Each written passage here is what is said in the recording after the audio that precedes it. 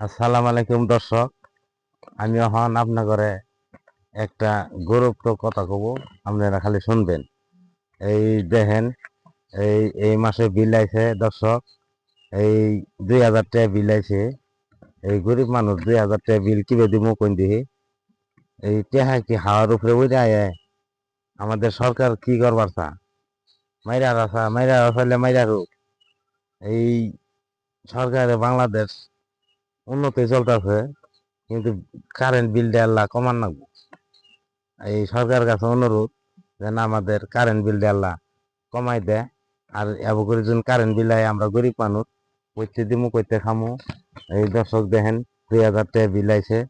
2000 টাকা বিল কামাই করা ওখানে আমরা 2000 টাকা। এই সবার কাছে অনুরোধ যেন সরকার আমাদের এই কারেন্ট বিলটা যেন আল্লাহ কমাই দেয়। আর কমাই যদি না দেয়, আর সবার কাছে অনুরোধ, এই আমাদের জমিনের উপরে যে কারেন্টের খুঁটি দিছে, আমরা কারেন্টের খুঁটির ভাড়া চাই। আমরা কারেন্টের খুঁটির ভাড়া চাই।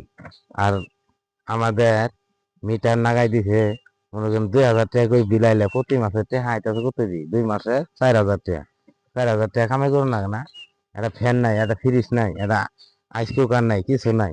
খালি ফ্যান, খালি ফ্যান আর বাতি। এই বাতি যদি 2000 টাকা বিলায়, এটা কি আঙ্গুর মারবো?